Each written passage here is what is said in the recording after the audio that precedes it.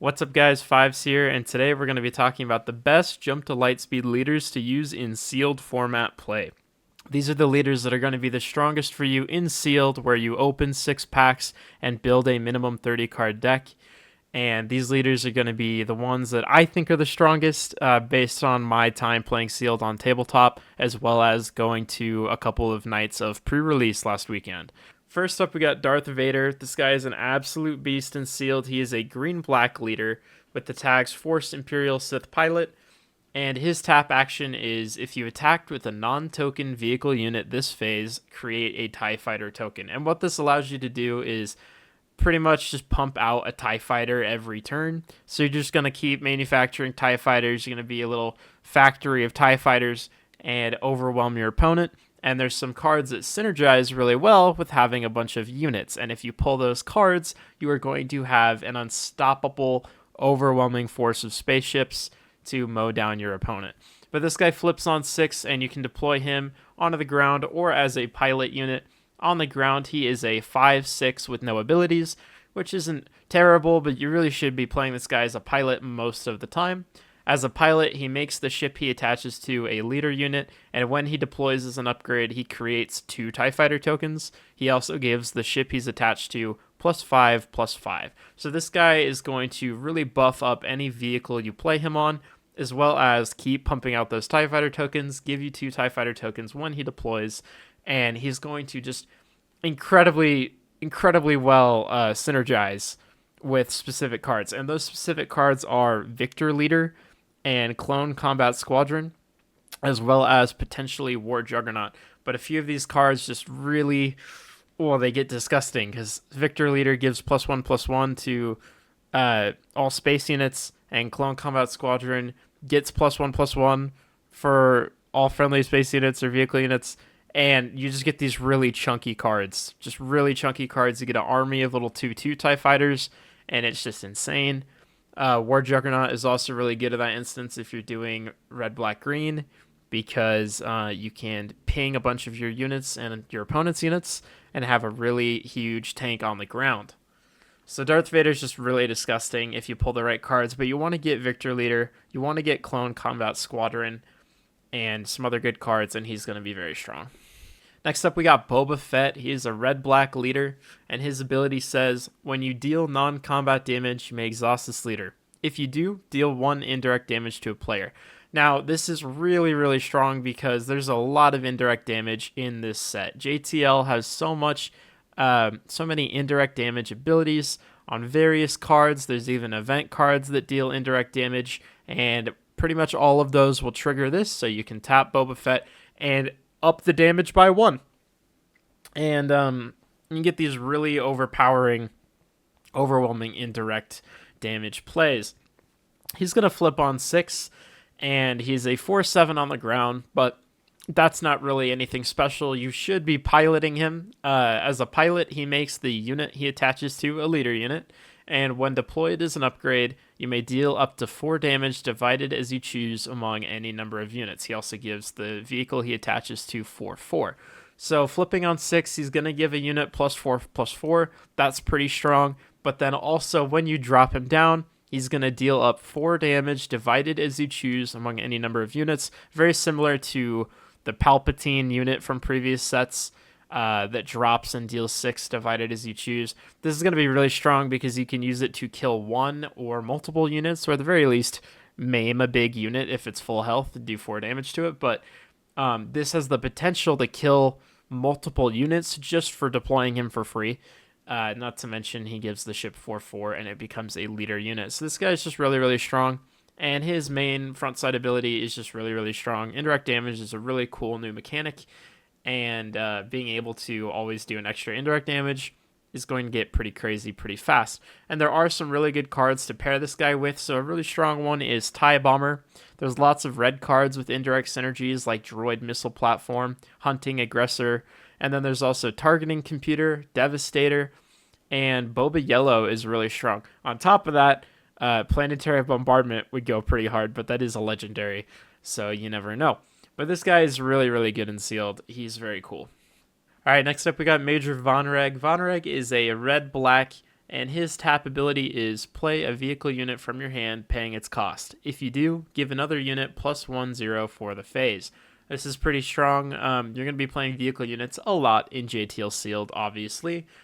So constantly giving another unit +1/0 for the phase comes in handy quite a bit, and is kind of a free action in that regards. You don't have to go out of your way to use his ability. You pretty much just have to remember to use his ability for free, and you'll get the extra +1/0.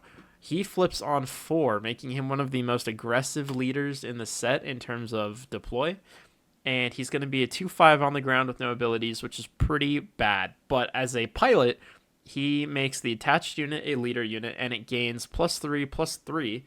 And on attack, he may give another unit in this arena +1/0 for the phase. So the backside does limit his ability to the same arena, but you can pilot this guy onto a vehicle at resources 4, at 4 resources rather, and he's going to give the vehicle +3/+3, plus the on attack ability of buffing another vehicle unit. He's just going to be really, really strong. He's very aggro. You're not going to win every game with him necessarily, but when it comes together, he is very overpowering. Next up, we got Luke Skywalker. He's a red-white, and his action front side ability is tap. If you attacked with the fighter unit this phase, deal 1 damage to a unit. This is pretty strong because there are a lot of fighter units in JTL. Quite a few fighter cards, meaning that you are going to regularly be tapping him and dealing 1 damage to a unit, pinging a unit in that way. This is good for pinging off shields. It's good for killing token units. It's good for killing weak units. And it's just very annoying. So this is a very strong frontside ability. And then his backside ability is also quite good. So he will deploy on 6, and he is a ground unit or pilot. As a ground unit, he's going to be a 5/6, which isn't too special. It's okay. But as a pilot, he gives quite a lot. So first of all, as a pilot, he's going to be a 4/5 or a +4/+5 rather to the vehicle he attaches to, which is pretty significant. But then on top of that, the vehicle he attaches to gains an on attack ability. If it's a fighter, it gains on attack. You may deal 3 damage to a unit. So you want to be deploying Luke onto fighters. It's going to get that on attack ability, stack it with another upgrade like twin laser turret or something, and he's going to be just insane, like just the most annoying fighter card on the board. As usual, the attached unit becomes a leader unit. The pilot upgrade specifically also has an interesting ability that does not apply to the ship, but Luke's pilot upgrade, says this upgrade can't be defeated by enemy card abilities. And that's pretty cool because it means that Insurgent Saboteurs, which on attack defeat an upgrade, can't defeat Luke.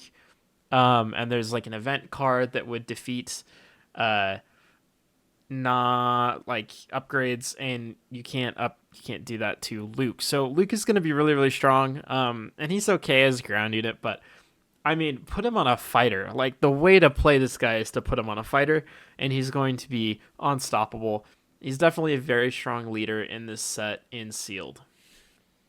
Next up, we got Wedge Antilles. Wedge is a green-white. With the tap action, play a card from your hand using piloting. It costs 1 less. So essentially, you're going to be regularly playing pilots for 1 cheaper. This can make a lot of pilots cost 1. There's a lot of 2-cost pilots.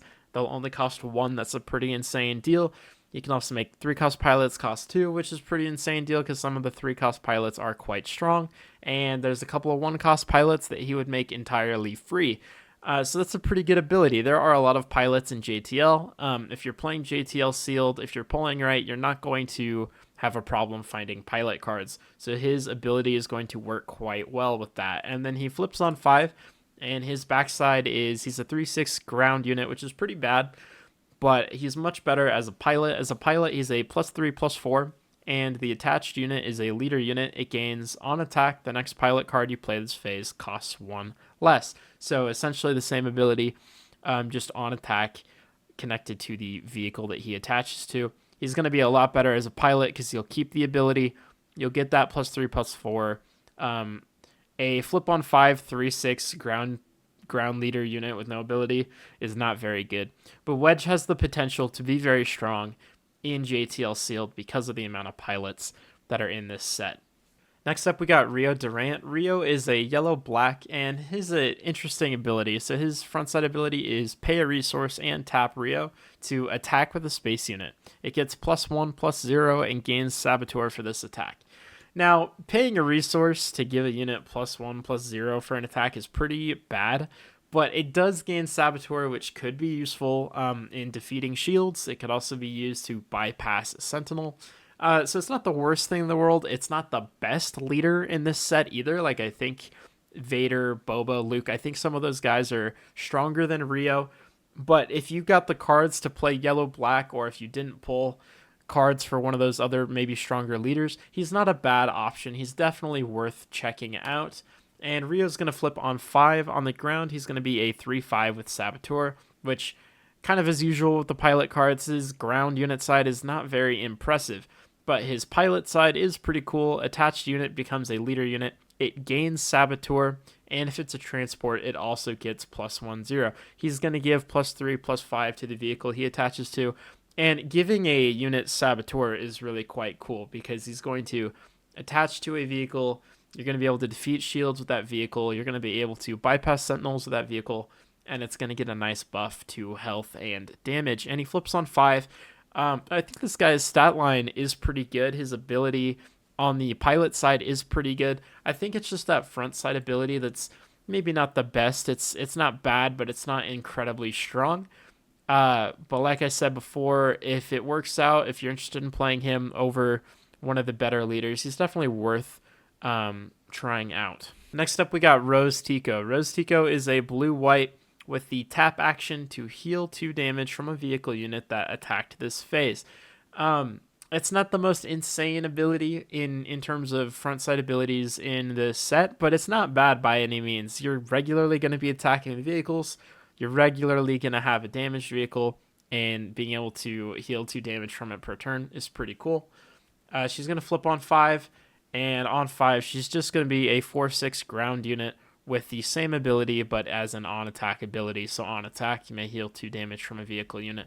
She's not a pilot, unfortunately, and her ground unit stats are okay, and her ability is solid, but kind of similar to Rio. There's just cooler leaders, better leaders, potentially stronger leaders, like Luke, Vader, Boba Fett. So she's not bad, but she's certainly not like the top of the top either. And last but certainly not least, we've got Han Solo. The new Han is a yellow-white, and his tap action says, reveal the top card of your deck, then attack with a unit. If the revealed card and that unit have different odd costs, that unit gets +1/0 for this attack. So let's say that the unit you're attacking with is a 3 cost, and you reveal the top card of your deck, and it's a 1 cost, then that unit that you're controlling and attacking with would get an additional +1/0, and it also has the added benefit of broadcasting to you what the top card of your deck is. That is pretty cool. It's not as amazing as, again, like Luke or Vader or Boba Fett, but it is pretty cool and situationally beneficial, and certainly your best option in this set for sealed for yellow-white. He's significantly better than Akbar in sealed, in my opinion. Han's going to flip on 5. And he's going to be a 3/7 ground unit with no abilities, which is pretty bad. But he also can be a pilot. If you pilot Han, he's going to flip on 5, and he's going to give +3/+4 to the vehicle he attaches to. The attached vehicle is going to become a leader unit. And when deployed as an upgrade, for each friendly unit or upgrade that has an odd cost, ready a resource. This is kind of situational and not insane. You could potentially like wait to get the most value out of it to deploy Han, but you also don't want to wait too long to deploy Han because that's really going to put you behind opponents that are using other leaders that are going to be deploying as soon as possible and getting those stat benefits and ability benefits. But let's say that you had a couple of spaceships, like a 3 cost unit and a 1 cost unit, and you had an upgrade that was a 3 cost, then you'd be able to ready 3 resources, and that's potentially a whole nother play. That's enough to play an event card or a cheap unit. So that's kind of cool, but it's incredibly situational, and it's certainly not as good as his front side ability, which is also kind of situational. But Han is definitely your best choice for yellow-white in Jump to Lightspeed sealed. I think he's a lot stronger than Akbar personally. And he also could be really cool in constructed, but this video is about sealed. That is it, guys. Those are some of my favorite picks for Jump to Lightspeed sealed format leaders. But let me know down in the comments what you guys think. Who are you most excited to play sealed with? Who are you least excited to pull out of your sealed pack? And why is it Holdo? If you guys enjoyed this video, be sure to like and subscribe, comment down below, and I'll see you all next time.